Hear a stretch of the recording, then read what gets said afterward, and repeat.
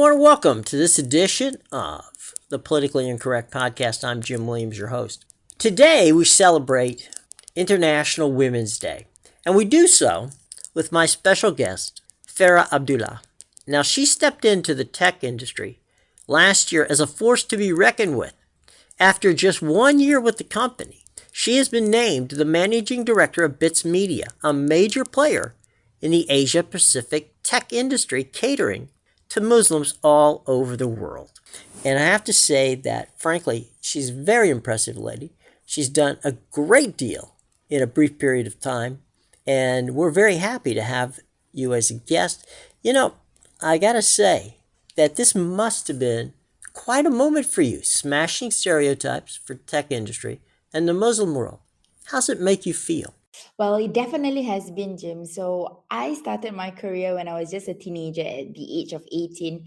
So I was one of those that you can call a little bit of enthusiastic one, right? So I was keen to Yeah. get real world skills and jump right into the working life right after junior college. So I took Mm-hmm. my first steps into the professional world by working at a publishing company, Pearson Education. And Mm-hmm. that's when I also took my degree. So I was working and studying at the same time. So fast forward a couple of years, I have moved upwards into my first management role in Danone, a global food company.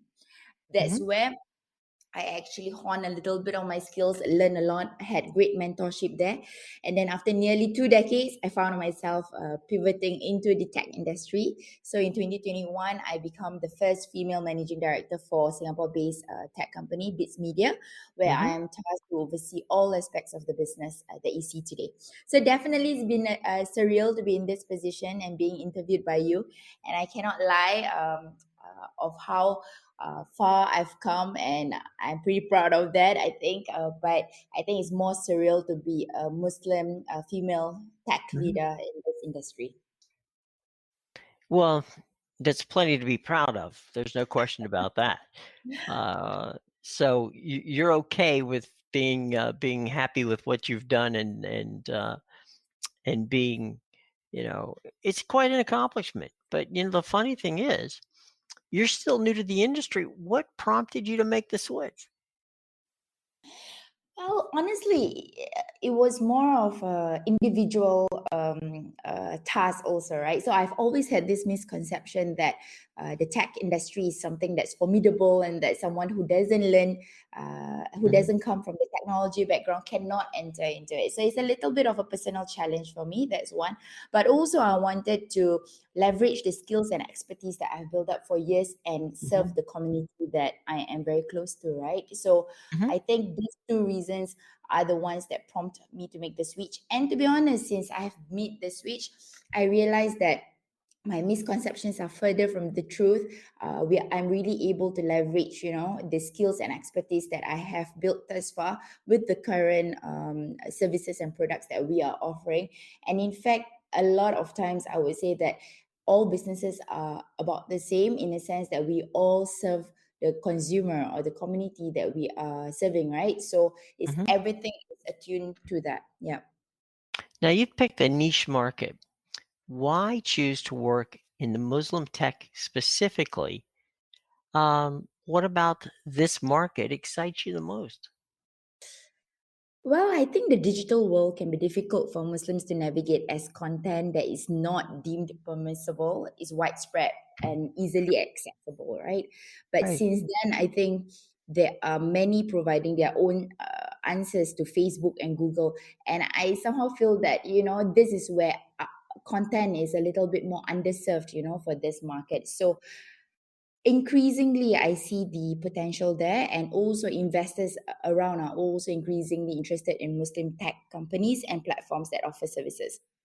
So I believe that Muslims, representing currently 24% of the world's population and growing very, very quickly, Mm-hmm. uh, there is a little bit of mismatch in terms of opportunities, because we are only generating 8% of the world's GDP, right? So it Right. means somewhere our needs are underserved, right? So for me, this is a great untapped opportunity to not only provide a relevant product to the community, but also empower them to be more digitally savvy and equipped with the latest technology. What's the biggest challenge of working in tech so far for you? Great question, Jim. I think I had to contend with several misconceptions about being a woman, and of course, my ability and identity a little bit, but also my ability to lead. I don't take it personally though, because I think all new leaders will be subjected to this at one point of time, right? Like, are they able to lead the team? Are they able to realize the vision that they have committed to, right? And see it through. But I think more so, being a woman, I'm not alone in this. Successful women are often questioned about their abilities, but I'm determined not to let that deter me, for sure. So I think, yeah. Let me just tell you a little quick story here, okay? Sure. I have 6 nieces, all right, Wow. and my wife, all of whom are extremely competent and incredible women on their own right. I'm sure. Here in the United States, they would answer that question the same way you just answered that question. Hmm. That's interesting. So are we all pretty much the same in terms of mindset when it comes to strong women?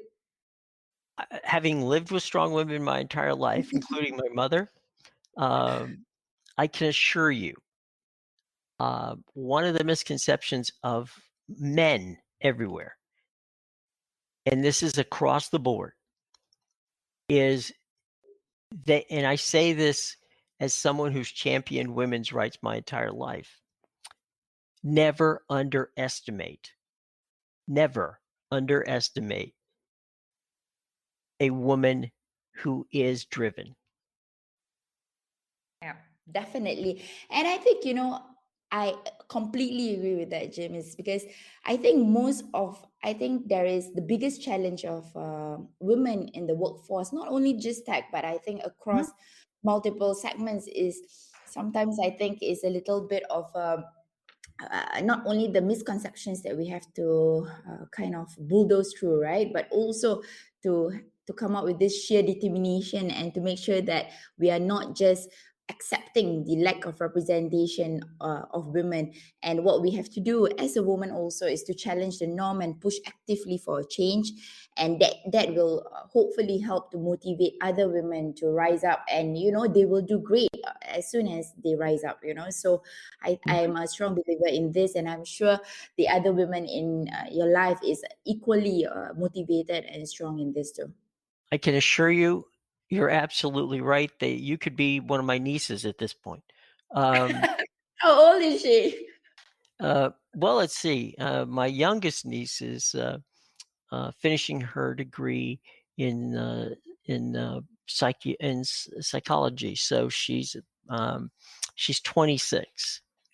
Okay. So she's getting there. But I have a pediatrician, a lawyer, 2 lawyers, and a few teachers along the way. So there's and my And wife is a doctor herself. So uh, as I say, I grew up around strong women. I'm happy to be around strong women, and you know I think the world would be a better place if there were more women running it.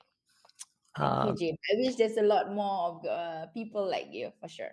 well, tell me about Bitsmedia. I mean, because this is what we're here to talk about, right? We want to talk about you, but we also want to talk about what you're doing. Definitely, and I'm really excited to tell you a lot more about Bits Media. So, um, Bits Media, I think, was established 12 years ago, and as of today, we are the largest religious utility app, changing to a lifestyle app in the world. We have just recently crossed 120 million downloads. So Wow, imagine, Jim, we have 120 million people having our app in their phones. So this is really something that I get really proud and very excited about.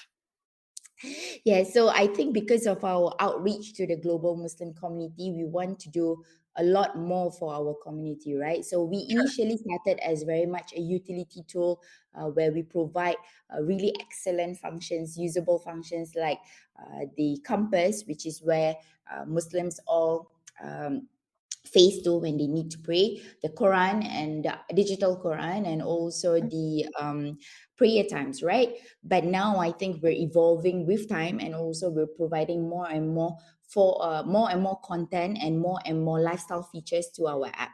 So one of the recent ads that we've added is the streak rewards. So the idea is that we encourage the global Muslim community to start a healthy daily habit of tracking their worship by Mm-hmm. simply checking into Muslim Pro app consecutively to check, you know, Mm-hmm. have they done their prayers? Have they done their zikr? Have they read the Quran?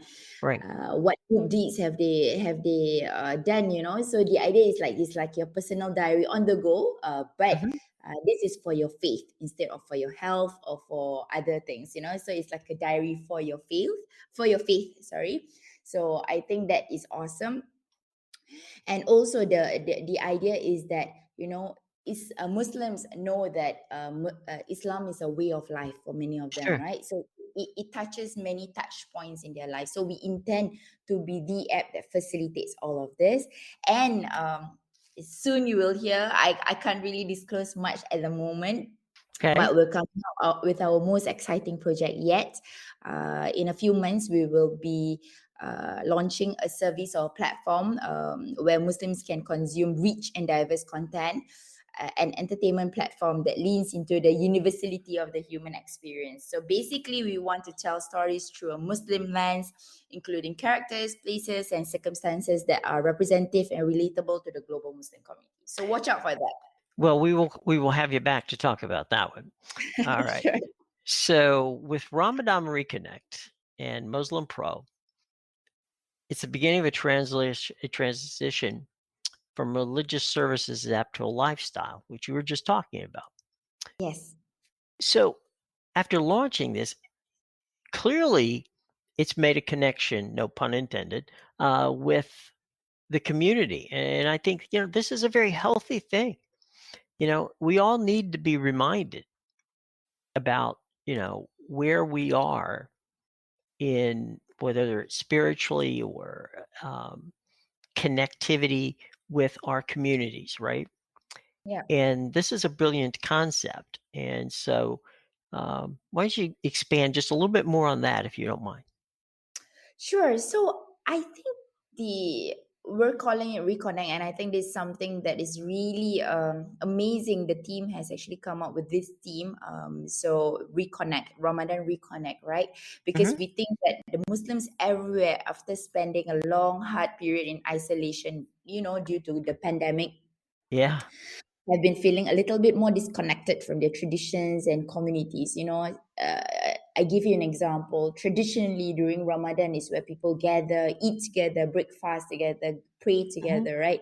But the pandemic has actually stopped all of this from happening, and a lot of people, like the other faith and communities too, are feeling a little bit more isolated, right?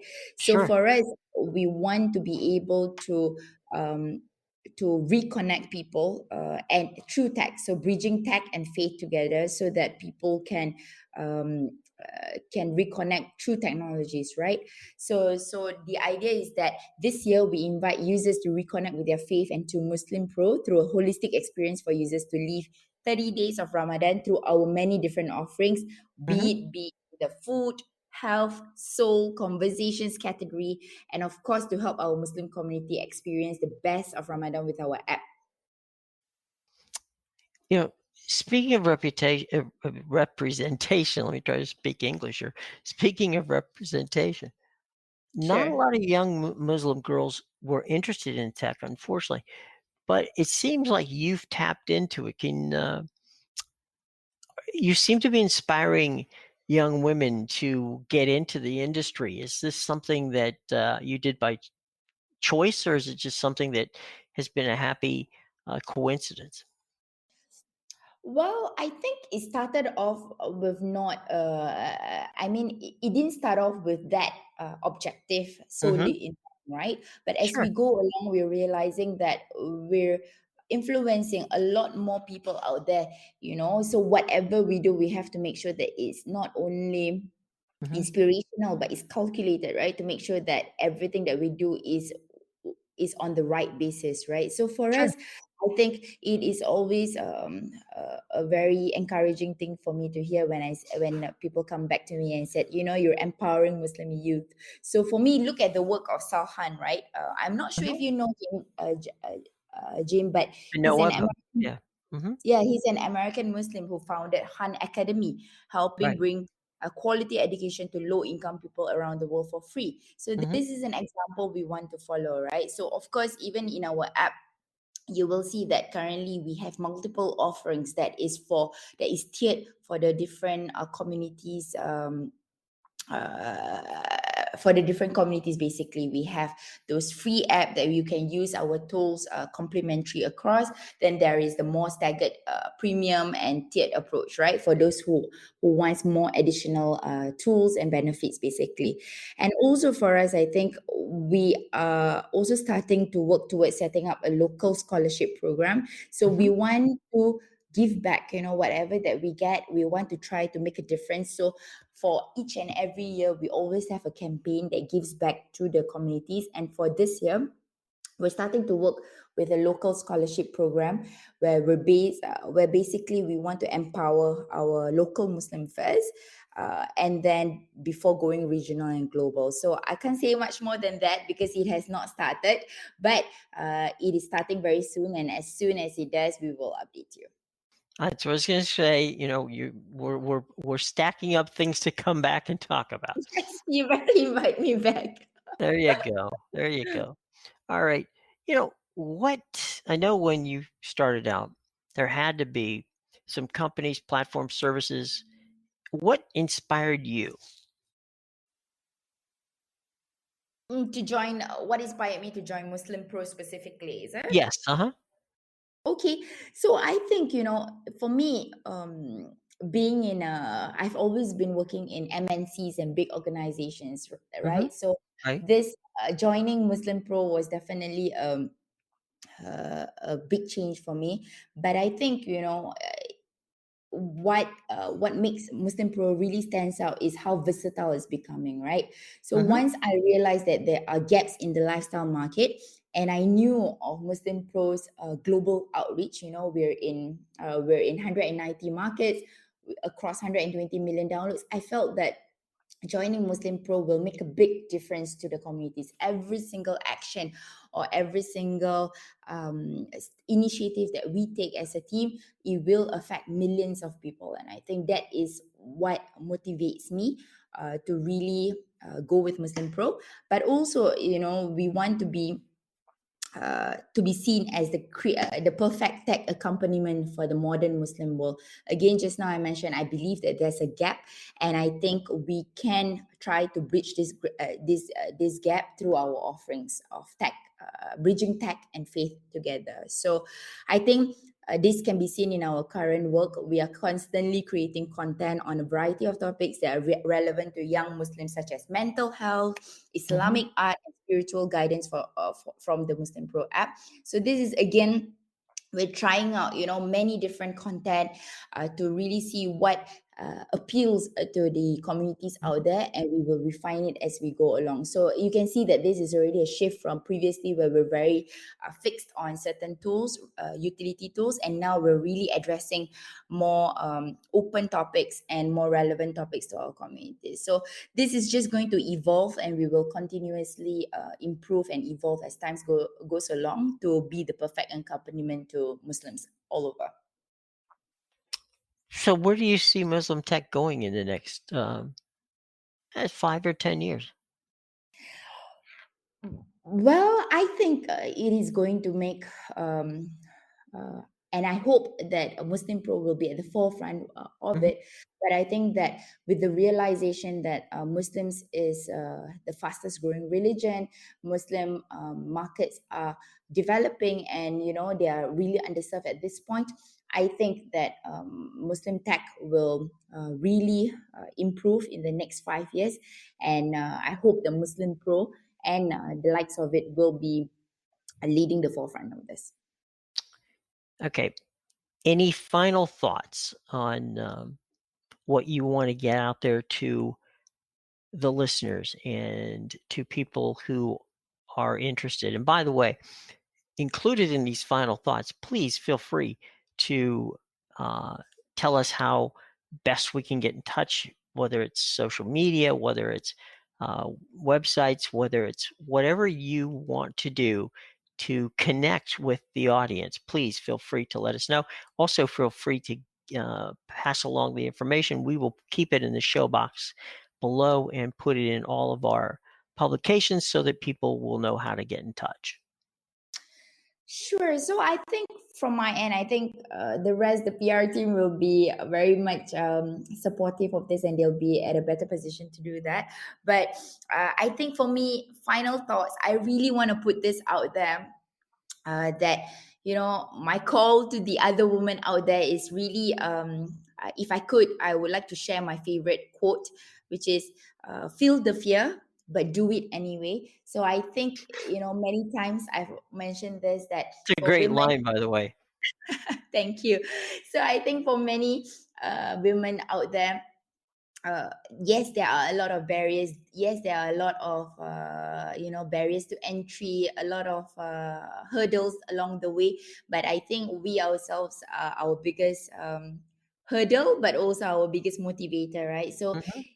don't worry about the fear. Don't worry about the misconceptions. Don't worry about what people say. Just do it anyway. And I think we can be where we want to be if we follow closely to this quote.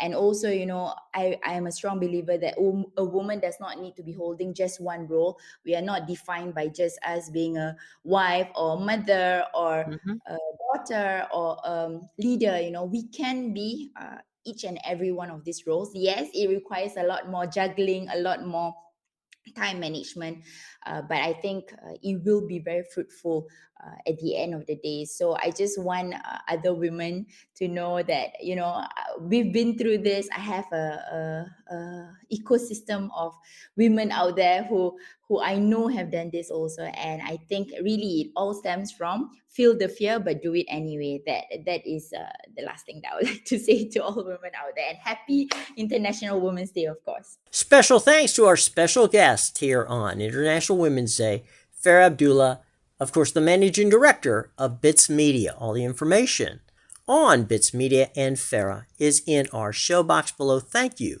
for joining us on this edition of the Politically Incorrect Podcast. I'm Jim Williams.